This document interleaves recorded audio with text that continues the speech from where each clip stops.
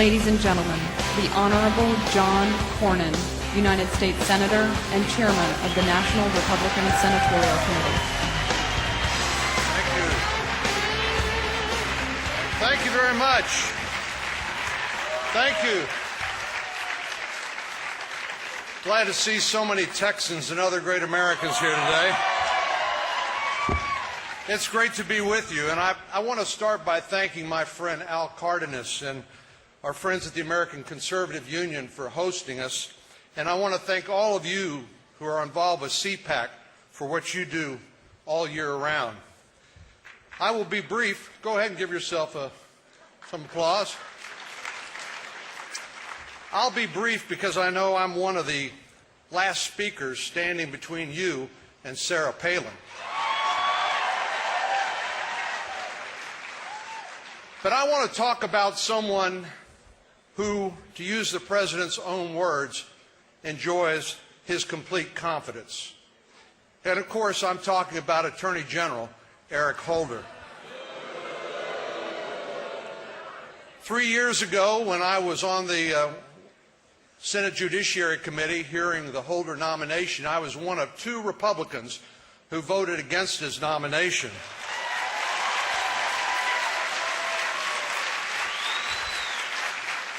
And I have to confess, looking back on that vote today, it has to be one of the best votes I've cast in the United States Senate. Under Eric Holder, the Justice Department has been led by an arrogant, incompetent, dangerously ideological, and transparently political Attorney General who sees fit to twist the law to suit President Obama's ends. Now, I realize that's a pretty serious charge to make, but the case against Eric Holder could start and end with the botched gun-running operation known as Fast and Furious. But the truth is, that's just the tip of the iceberg. You know, Fast and Furious was a program in which Holder's Justice Department deliberately allowed the sale of 2,000 firearms to go into the hands of the drug cartels in Mexico, and then intentionally lost track of them. More than a year has passed since 2 of those guns in the Fast and Furious program were found at the scene of the murder of a U.S. Border Patrol agent, Brian Terry. Yet Eric Holder and President Obama have held no one accountable for Brian Terry's murder. Even worse, Attorney General Holder has refused to give the Terry family and the American people the answers they deserve. Holder's treated a congressional investigation into this matter with contempt, even though he now admits to misleading Congress, and his sworn testimony is routinely contradicted by Justice Department memos. Is this really the kind of behavior that should instill complete confidence in President Obama? Well, if I could choose one word to describe his conduct, it would be outrageous. Unfortunately, Holder's leadership failures go well beyond Operation Fast and Furious.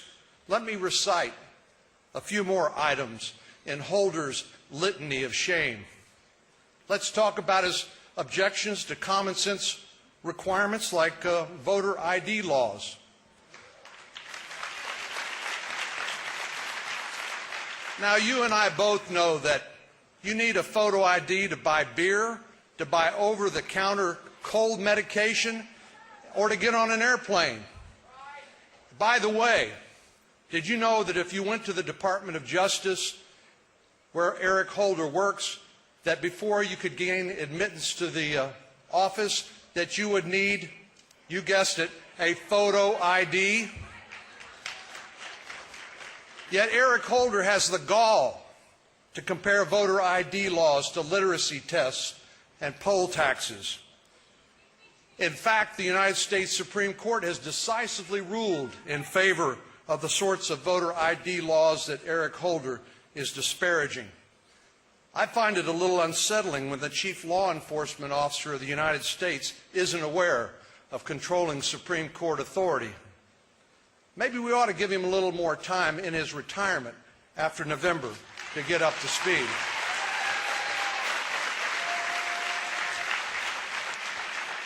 I firmly believe that voter identification laws are necessary to safeguard the integrity of the ballot.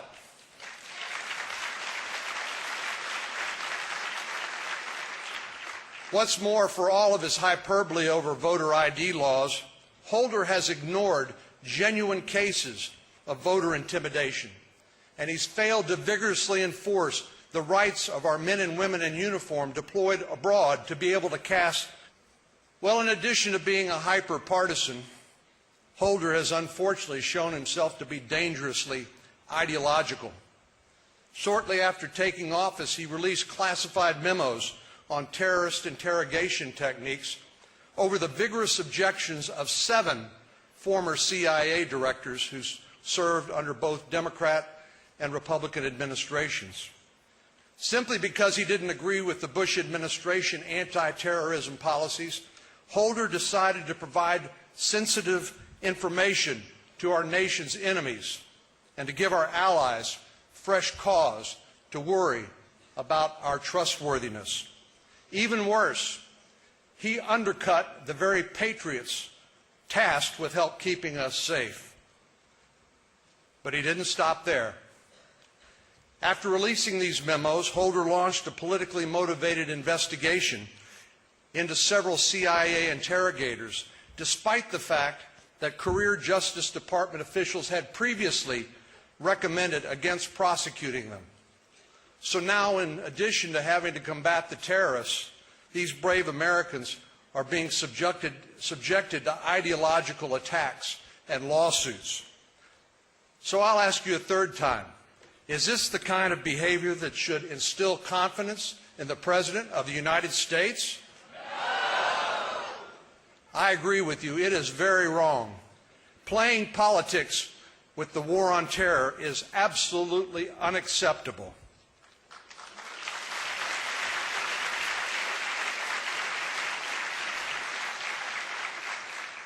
And then, in November 2009, Holder announced the United States would try 9/11 mastermind Khalid Sheikh Mohammed in civilian court in Lower Manhattan. Even Senator Chuck Schumer called it a wrong-headed idea eventually. It's hard to imagine having complete confidence in your Attorney General when even Chuck Schumer says you're wrong.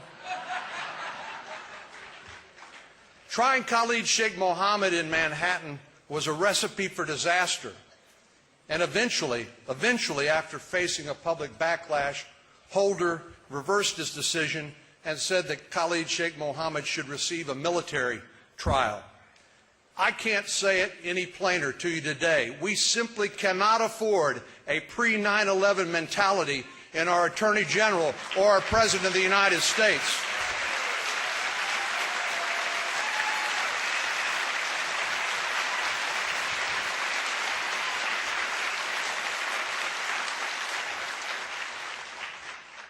Ironically,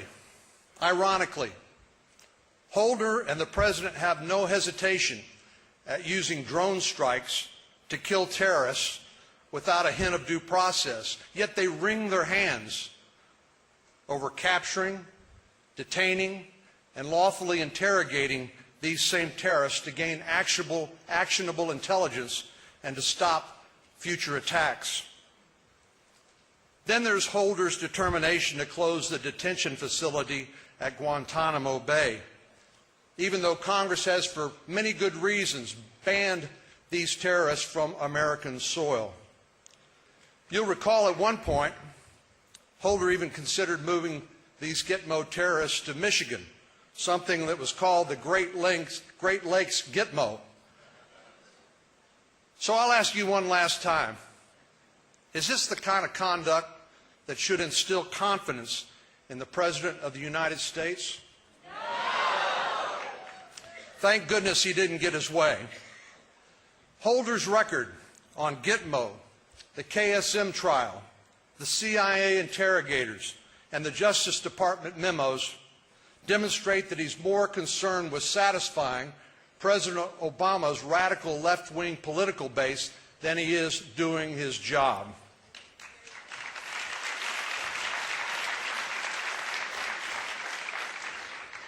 Indeed, Holder's political antennae are always up. How else do you explain his position on the Defense of Marriage Act, known as DOMA? As you'll recall, President Obama and Eric Holder have refused to defend the constitutionality of the Defense of Marriage Act, even though it passed with overwhelming bipartisan majorities in Congress, even though President Clinton signed it into law, and even though it enjoys broad support from the American people. Well, even while Holder refuses to defend DOMA, his Justice Department is busy defending unconstitutional overreaches like Obamacare and like the President's recent bogus appointments to the Consumer Financial Protection Bureau and the National Labor Relations Board.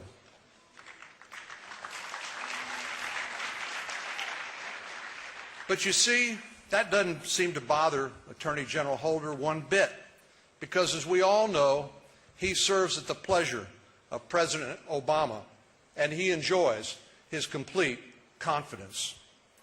One final point. President Obama said that, famously, that elections have consequences, and we all know it's true. Eric Holder is a perfect example of just one of the bad consequences from the election of 2008, and why the 2012 election is so vitally important.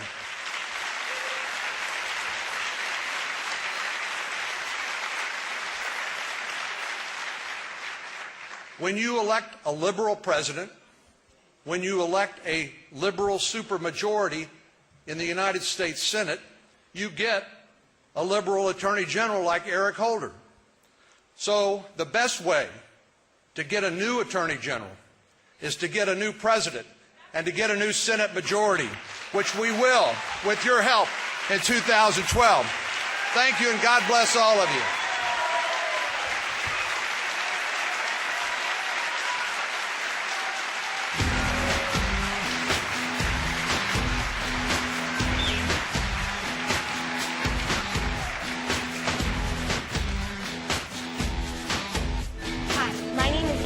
My name is Alan. My name is John Sheehan. Eric Hall. Katrina.